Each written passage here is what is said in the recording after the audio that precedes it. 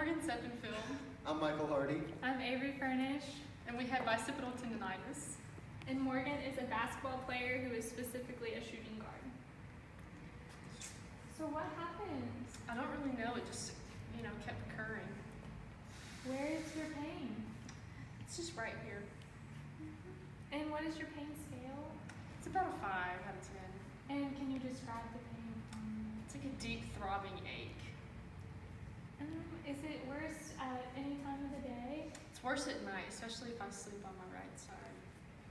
Are there any type of motions that make it worse? Anything overhead. Okay. Is this acute or chronic? Does it happen all the time? Is it new? It happens all the time. It's not necessarily new. And then what kind of sport do you play? Play basketball. And what's your position? I'm a shooting guard. And then what hand? What's your dominant hand? All right. Right. So now we're going to move into the observation part of the HOPS exam. So for that, we're going to look at her posture and the way that she's sitting. And as you can see, she's sitting straight up. There doesn't look to be any symmetry problems. She's very symmetrical. The clavicles are both even. And then when you move down to the acromion process, that feels normal on both sides to compare. And then kyphosis, we would look for a curvature of the back, and she doesn't seem to have any kind of problems back here. And we'd also, while we're back here, look for scapular winging, but as you can tell, her scapulas are fine and nothing is deformed. Yeah, and so next we're actually going to move on to some range of motion. So we're going to have you just lay down on the table. And I'm going to get the goniometer. So first off, we're going to start off with some flexion. And so if you will just go ahead and point that finger up to the sky. All right, now go ahead and raise your arm above your head as far as you can.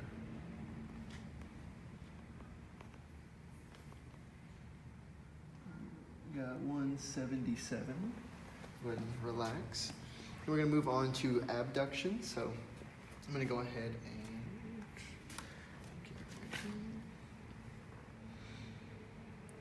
all right, now go ahead and turn your palm up, and then I'm going to have you take your thumb and try to bring it as far overhead as possible going out.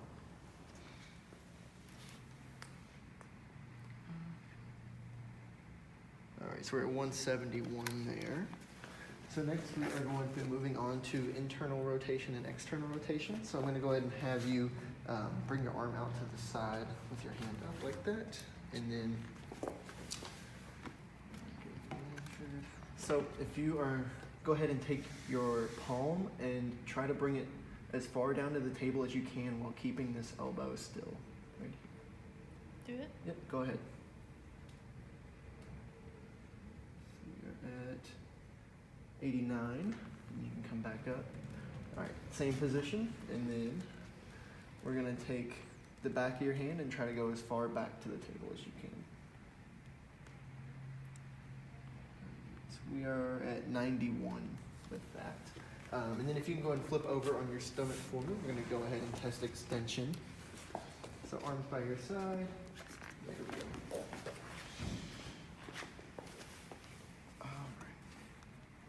Make sure we line it up with the shoulder, get it all in line, and then I'm going to have you take your arm and just try to extend it as far past your body as you can. Okay, so we're looking at about 23 degrees right there. And then normally we would compare on both sides just to make sure that there's no asymmetry or anything like that, but just for the purpose of this video, we'll act like everything is all good there. Next, we're going to move on to palpation. So to start things out, we're going to go with our sternoclavicular joint, which is right in here. Everything feels good there. It's our clavicle. Going down to our AC joint right here. Then we can move on to our acromion. Then we will move on to our coracoid process, which is just down a little bit further. Then we go to spine of the scapula. Once we're there, we can go up and we'll be in the supraspinous fossa. Go back to the spine and then go below it and we can feel the infraspinous fossa. Come back over to the glenohumeral joint and then go right below. You can feel the surgical neck of the humerus right there. Everything feels good. Bicipital groove is going to be Ow. That's where my pain is. right there. This is where that biceps tendon is going to be running through. Then we have our deltoid tuberosity, which is going to be right down in here on the arm. So next we will be moving on to some special tests. So the first one we're going to do is the Hawkins-Kennedy. So we're going to have you flex your shoulders at 90 degrees and then flex your elbow at 90 degrees as well. Alright, so for this one we're going to support her elbow just to make sure that nothing happens. And then while we're doing this, we're going to apply pressure and force her arm down. And if she does have a positive test result, then she will have some pain while doing this motion. And a positive test result will indicate shoulder impingement syndrome, which leads us to bicipital tendonitis. And then the other test that we're going to be going over is the Neers test. And so for this one, I'm basically just going to be depressing her shoulders, and then I will have her take her arm through flexion and see if we get any pain there. So just go ahead and push this down, and now take your arm by your side, and then I just want you to point that thumb straight in front of you and raise your arm. It's getting some pain right in here? Yeah. Okay. So that would lead us to think that she does have bicipital tendonitis because the Neers test is the most accurate test that we have at the moment for diagnosing that. So our next test is going to be the drop arm test. So if I could just have you stand up really fast for me. So for this one, you're going to raise your arms all the way up into the air like this, and then slowly drop them down without losing any control. And for this, the physician will just be checking to see if she can slowly do it at a controlled motion or as opposed to just quickly dropping her arms. If she was to have quickly dropped her arms, then we would have, that would have indicated a rotator cuff tear, but obviously she could completely control her movements, which would indicate no rotator cuff tear. All right, and the next one that we are going to go through is the empty can test. And so for this one, I'm actually going to have you stand again. All right, so we're going to have our hands at our sides, point those thumbs at about 45 degrees. So we're going to put her into some scaption. Go ahead and bring those arms out 45 degrees. Now I'm going to have you take your thumbs and point them inward like this. Just point them at the ground. And then I'm going to have you slowly, eccentrically lower that. All right, any pain there? Okay. And so for that one, we would be testing more impingement as well. It could also show some weakness in the posterior capsule of the shoulder. Next, we're going to move on to rehab. So the 3 phases we're going to look at is the acute, intermediate, and then return to play because we want her to get back out on the court as soon as possible. So specifically for the acute phase, we're going to do the pendulum, which is where the patient will stand on the table, lean on the table like this, and have their injured arm hanging like this. And we're going to do 2 sets of 10. We just rotate her arm. That's just going to start building up the bicipital tendonitis, and so we're going to start working it out. And then we're also going to do the crossover arm stretch on each side. So for this one, it's really important to watch posture. We don't want her to be flexed inwards or anything. We want her to have her shoulders back, and then she's going to take one arm at a time and do 1 crossover and stretch that out. We're going to do 2 sets of 10 for that, and we're going to hold it for about 10 to 15 seconds each. And then we're going to move on to the sleeper stretch.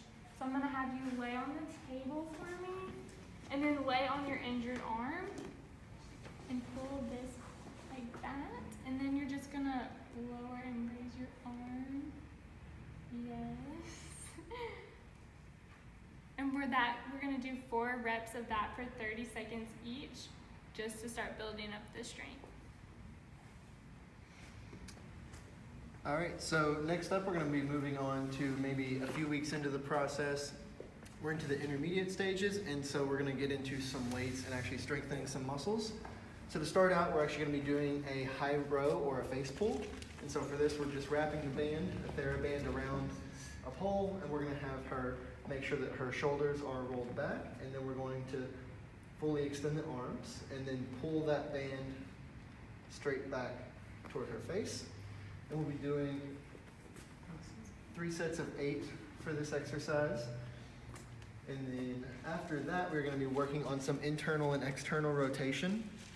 And we'll do 3 sets of 8 for these as well. And so for external rotation, we'll start out with that band.